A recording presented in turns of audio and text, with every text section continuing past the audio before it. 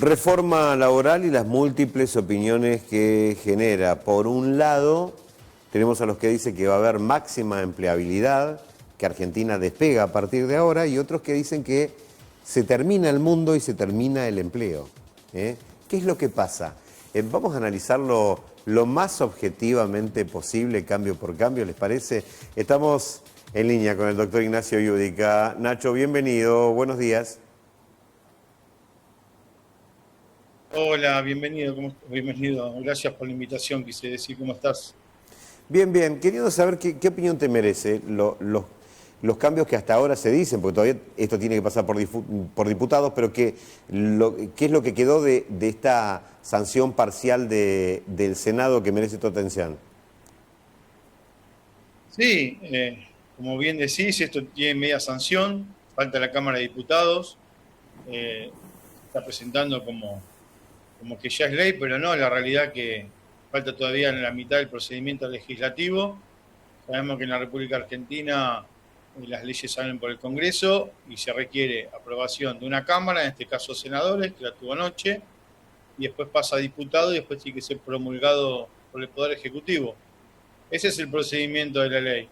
Sin perjuicio de ello, toda ley después está al estudio de los jueces, de los tribunales de justicia. Entonces, que una ley sea promulgada no significa que sea una ley válida o eficaz a la luz de la Constitución Nacional. Y entiendo que esta puede ser un supuesto o un caso como el que refiero, que no sea válido frente a la luz de la Constitución Nacional. Porque es un proyecto que cuando uno lo lee se da cuenta que afecta principios constitucionales. En Argentina estamos regidos por una pirámide constitucional, donde en la punta están la Constitución Nacional y los tratados internacionales de derechos humanos. Y en este caso hay artículos de la norma que no se respetan, que no respeta esta pirámide, como se refiere al derecho de huelga, que lo restringe o lo limita, o la jornada de trabajo, que afecta derechos humanos de los trabajadores, extendiendo la jornada hasta 12 horas por día, cuando en la actualidad es de 8 horas. Entonces, vuelvo a decir, sin perjuicio del procedimiento parlamentario que tenga, van a ser los jueces los que tengan la última palabra en casos como estos, ¿no?, de la reforma laboral. De hecho, Nacho, en el caso de, por ejemplo, el artículo que se modifica sobre el monto del despido, cómo se configura esta indemnización por despido, gran parte de lo que dicen haber modificado por ley eran construcciones jurisprudenciales, el agregado del aguinaldo, el agregado de algunos ítems que podían no estar en el recibo de sueldo y a veces no eran normales y habituales, porque lo que decía el 245 era normal, habitual, etcétera. O sea, no varía tanto de lo que estaba escrito en la ley.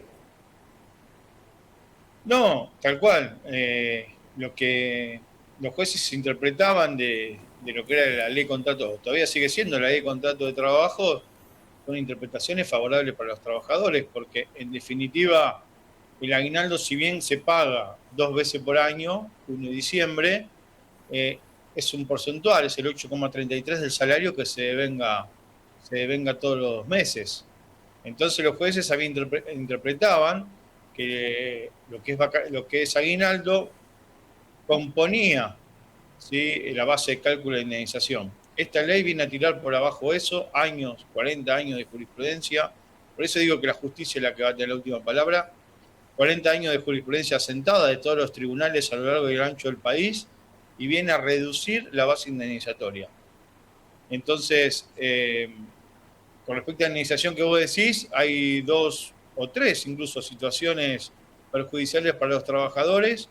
Una es la reducción de la base de cálculo, con lo cual las indemnizaciones son menores. La otra es la legislación sobre el tope de la indemnización, en el cual la base de cálculo no puede superar 3 salarios básicos de la actividad.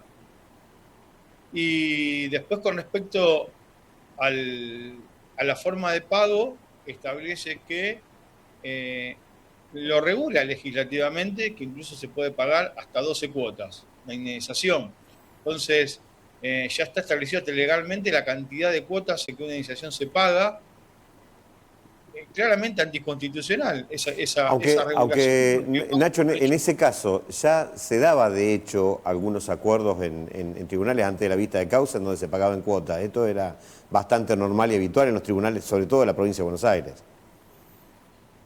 Eso es correcto, pero era parte del acuerdo en el que el trabajador llegaba en la vista de causa y ante una cuestión litigiosa. Es decir, porque uno cuando está en un tribunal, la cuestión es litigiosa y hay incluso rubros que se están discutiendo si corresponden o no, y por eso se da el marco de esa audiencia de conciliación, para el cual las partes llegan a un acuerdo. Acá no se habla de una cuestión litigiosa. Acá la ley lo que regula es que en caso del despido se puede pagar en el caso de grandes empresas hasta 6 cuotas y en el caso de pequeñas empresas hasta 12 cuotas. Entonces lo deja establecido por ley, incluso en cuestiones no litigiosas. Te despido, claro, pero ya tengo la garantizada. Para llevarlo a fines prácticos, lo que harían es, en ese haber es a su disposición cuando te despiden y después obviamente poner la indemnización al trabajador es cuota 1 a su disposición, sería algo así. Exactamente, porque hoy la ley de contrato de trabajo establece que en caso de despido corresponde el depósito de la indemnización al cuarto día hábil. Claro. Hoy, como bien lo referencias, lo que estaría a disposición dentro del cuarto día hábil sería la primera cuota. Claro. Y otra más, estuvo en danza, en juego esto de las licencias médicas y las diferentes licencias médicas. Una por enfermedad, que sería el 100, una por un accidente eventual, que sería el 75, y una por un accidente por participar en una actividad riesgosa, que quedaría el 50. ¿Cómo quedó eso? Eso quedó contemplado entre el 50 y el 75. Quedó, en el caso de no participar en una actividad riesgosa, el trabajador es el 50, perdón, es el 75, y en el caso de participar de una acción riesgosa es el 50. Esto quiere decir que si tengo un accidente de tránsito y soy investido, en ese caso no me corresponde el 100% del salario, sino que voy a recibir el 75% del salario. Entonces, hoy es el 100. Eso está afectando también derechos de los trabajadores que no van a percibir el salario íntegro y pleno, sino solamente un porcentual, donde además va a ser discutido, porque queda esta cuestión de que qué es riesgoso y qué no es riesgoso, y como vos sabés, en el derecho todo está sujeto a interpretación, y entonces el empleador va a decir que es el 50, el trabajador va a sostener que es el 75 o el 100, y ahí va a estar la discusión. Pero eso va a favorecer lo que ellos le dicen la industria del juicio. Lejos de querer, o sea, lejos de allanar y darle claridad a la cuestión, va a generar litigiosidad. Está bien, sí, queda claro. Ignacio, muchísimas gracias por todos estos puntos. Tengo un montón más para preguntarte, pero ya nos quedamos sin tiempo. No hay problema, a tu disposición y lo seguimos conversando cuando quieras.